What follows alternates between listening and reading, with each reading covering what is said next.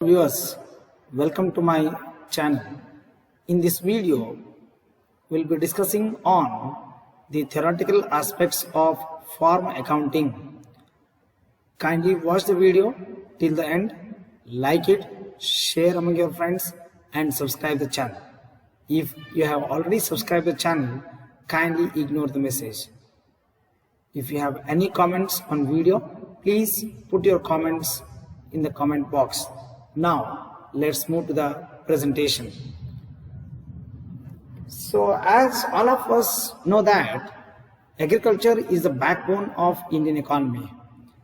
It is considered as the primary sector which generates a lot of employment to many people. As far as accounting is concerned, the agricultural accounting or the farm accounting is not taken seriously in India. The farm accounting is still in infancy stage in India. Why there is no much development about the farm accounting? Because that the farmers are illiterates, and in India agriculture is carried as a livelihood activity rather than on a commercial proposition. So whatever is grown in the agriculture or whatever is carried by the farm activities, that is exclusively meant for the household purpose here.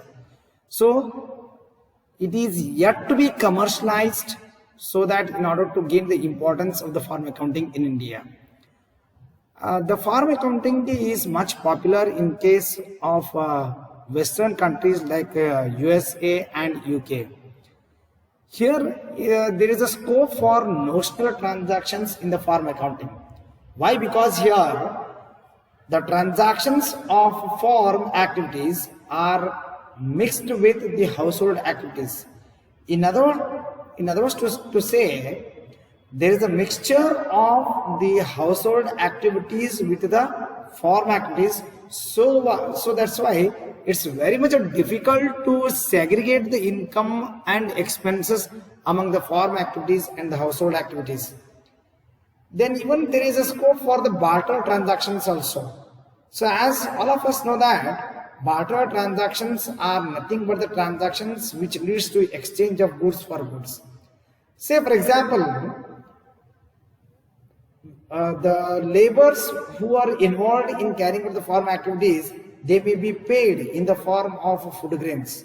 In other words, to say, the food grains grown or the output of the farm activities may be paid as wages to the laborers who are involved in such farm activities. So in that case, it leads to the barter of the transactions here. Now then let us see what is the meaning of farm accounting. In a very simple words to say, the application of accounting principles and techniques to the farm operations is known as farm accounting. So we apply the several rules of accounting like the principles of double entry system. So that is, every debit should have a corresponding credit. The same thing applied in case of the farm accounting also. Say for example, when there is a purchase of the pesticide for the farm activities, it is an expenditure. When there is a sale of the food grains, it is nothing but the income or the sales what we are going to have. So when you look into the definition as given by Institute of Cost and Works Accountants of India, which defines the farm accounting as, it is a technique of using accounting data for cost and profit ascertainment of each farming activity and decision making with regard to the most profitable line of activity. So when you look into this definition here, the very purpose of farm accounting is to ascertain the cost which is involved in carrying out the various farm activities. Then the cost will help to enable to ascertain the profit or the loss of carrying of such a farm activity here.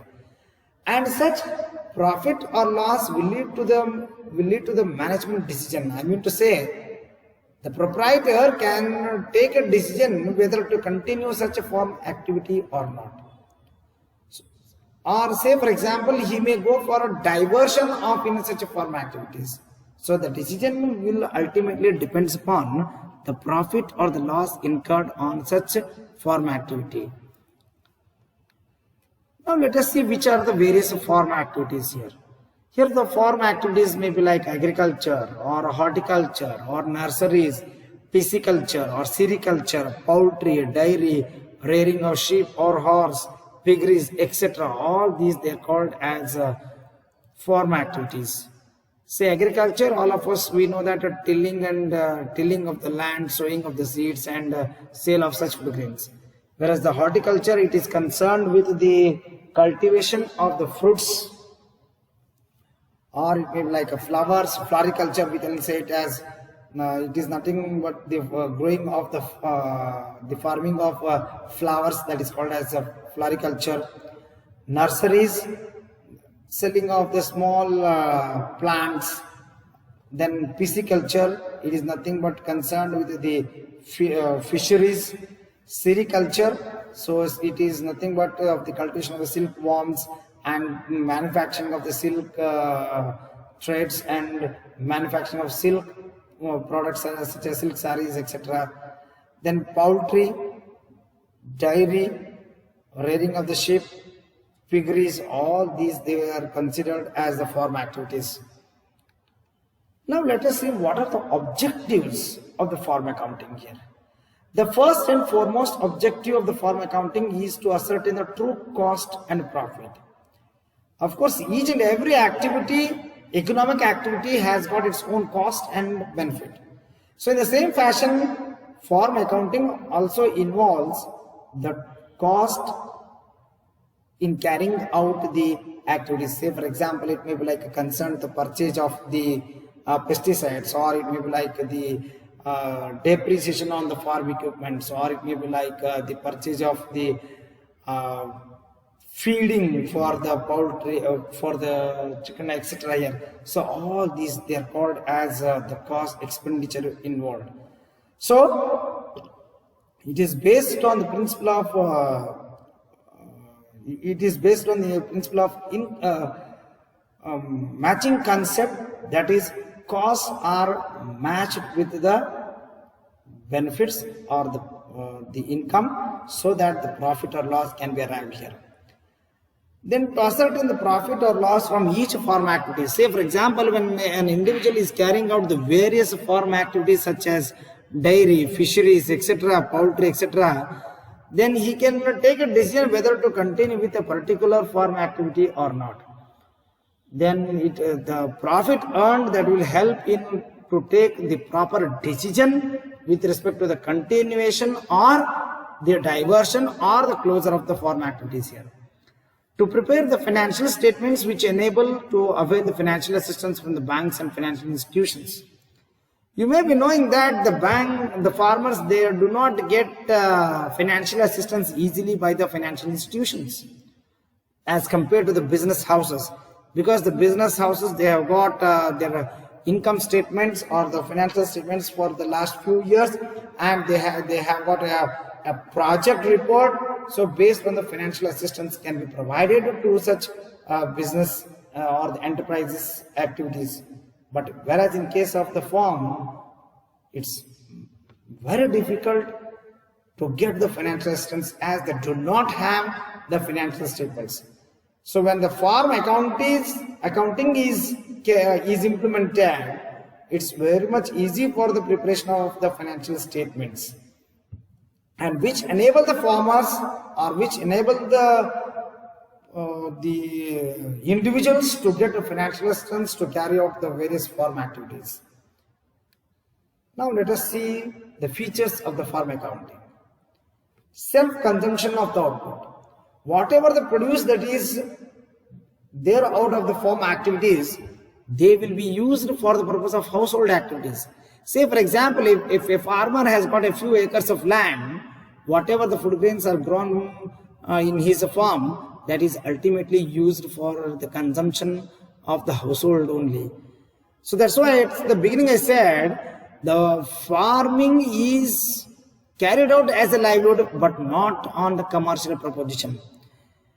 Even you may be knowing that the farmer is only customized with producing the traditional crops, whereas the cash crops are yet to be focused.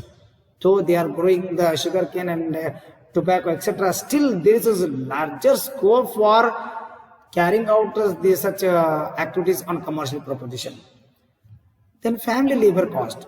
Majority of the laborers who are involved in the carrying out the farm activities, they are the family members. Say for example, if an individual is carrying his children or his wife or the spouse may be involved in carrying out such activity. So normally, usually in farm accounting, this family labor cost cannot be ascertained. Then valuation of the farm inventory. It's very much difficult to make a valuation of the farm inventory. Say for example, if a cow gives birth to a calf, then it's very much difficult to make a valuation of such calf here.